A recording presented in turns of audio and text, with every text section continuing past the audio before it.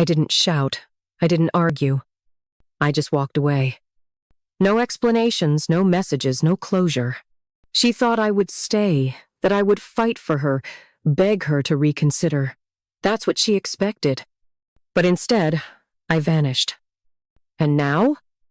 Now she's the one searching for me, desperate, broken, and drowning in the regret she never thought she'd feel. But the difference is, I'm not the man she left behind. It didn't happen overnight. The signs were there: the sudden distance, the forced smiles, the late nights that never had real explanations. But I ignored them. I trusted her. Until the day I couldn't anymore. I wasn't looking for proof. I wasn't trying to catch her in a lie. But sometimes the truth doesn't wait for you to find it, it forces itself into your hands.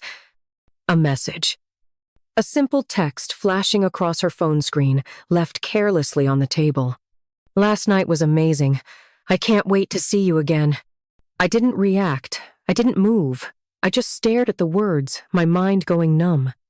I looked at her, sitting across from me, laughing at something on TV, completely unaware that in just a few seconds, everything had changed. That was the moment I knew. There was nothing left to say. She had already made her choice. So, I made mine. That night, while she slept peacefully, believing I would always be there, I packed my things and left. No note, no goodbye, just silence. Leaving wasn't the hard part. The hard part was not looking back. As I walked out of that door for the last time, I knew she would wake up and wonder. She would call, text, maybe even panic at first.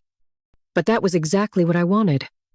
I wanted her to feel the emptiness I felt when I read that message. I wanted her to sit in silence, to search for me and find nothing. I disappeared.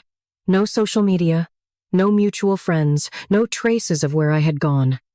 For the first time, she wasn't in control. And for the first time, I didn't care. I started over a new city, a new life, a new version of me. The man she betrayed, he was gone. And the man I became? She would never get to know him. At first, she probably thought it was a joke. That I would come back in a few days, angry but willing to talk. That I would eventually break the silence, ask for an explanation, beg for closure. But days turned into weeks. Weeks turned into months. And I never came back. I never called. I never gave her the chance to explain. And that's when the panic set in. She started searching, reaching out to mutual friends, asking if they had seen me, but they hadn't. I made sure of that. She sent messages, long ones, short ones, desperate ones. Please, just talk to me. I know I hurt you, but I need to explain. Where are you? I can't stop thinking about you. Please don't do this. But every message she sent, every call she made, met the same response. Silence. She was finally feeling the emptiness she once made me feel. The difference? This time, I wasn't coming back. She never stopped searching. She asked old friends, checked online, even showed up at places we used to go, hoping, praying, desperate to find me. And then, one day, she did. Not because I reached out, not because I missed her, but because fate has a cruel way of making people face their mistakes. I was at a cafe, minding my own business, living a life I had rebuilt from scratch. And then I heard it. Oh my God, it's you. I looked up, and there she was, standing in front of me, frozen, her breath caught in her throat. She looked different, not in the way I did, stronger, better, untouchable. She looked lost, like someone who had been carrying the weight of regret for far too long. You just left, she whispered, stepping closer. No warning, no message, nothing. Do you have any idea what that did to me? I tilted my head, amused. Do you have any idea what you did to me? Silence. She had no answer. Because we both knew the truth, this was never about me leaving. It was about the fact that I never looked back. She sat across from me, her hands trembling slightly as she clutched her bag like it was the only thing keeping her grounded.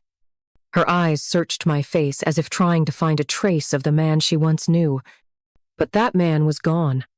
I've been looking for you, she said, her voice quieter than I remembered. For months. I didn't react. I just took a slow sip of my coffee, my expression unreadable. I know. Her eyebrows knitted together in confusion. You know? I leaned back, exhaling slowly. Of course. Her lips parted slightly. Then why? She hesitated, her voice dropping even lower. Why didn't you ever respond? I tilted my head, amused. Because I didn't want to. Her face faltered. That wasn't the answer she was expecting. She had prepared for anger, maybe even pain. But indifference? That was something she hadn't prepared for. I know I hurt you, she continued, her voice unsteady now. I made the worst mistake of my life, and I don't expect you to forgive me, but I just... Then why are you here? I cut in, my voice calm, steady. If you know I don't owe you forgiveness, if you know you don't deserve anything from me, then why did you come? She swallowed hard. Her fingers curled into her lap, gripping the fabric of her dress. She was struggling, trying to find a way to make her regret my responsibility. Because, she hesitated, her breath shaky, because I realized too late what I had. I let out a quiet chuckle, shaking my head. No, I said, my voice cold. You realized too late what you lost. Silence. She blinked rapidly, as if trying to stop the tears from spilling. She knew I was right. I was selfish, she admitted. I thought I needed more. I thought I was making the right choice. But I was wrong. I simply watched her. She exhaled shakily. When you left, I thought I would be fine. I thought I could move on and be happy. But the truth is, I was miserable. I tilted my head slightly. That's not my problem. Her lips parted, as if my words physically hurt her. She hesitated, gripping the table for support. I just want a second chance. I stared at her for a long moment, letting the weight of her request hang between us. And then I leaned in slightly, my voice dropping to a near whisper. Let me ask you something, I said. If your life had turned out the way you planned, if he hadn't left you, would you still be sitting here right now? Her entire body went still. Her breath hitched, her fingers tightening on the table. She opened her mouth, then closed it. Because she knew. She knew the answer. And so did I. That's what I thought. I pushed my chair back, standing up. I think we're done here, I said, adjusting my jacket. She looked up at me, panic flashing across her face. Wait, please, she whispered. Just don't walk away from me again. I exhaled slowly, staring down at the woman who once meant everything to me. You walked away first, I said. The only difference is, now, you finally regret it. She didn't argue. She didn't beg again. Because for the first time, she truly understood she had lost me forever. I turned and walked away, never once looking back. Because the best revenge is never needing them again.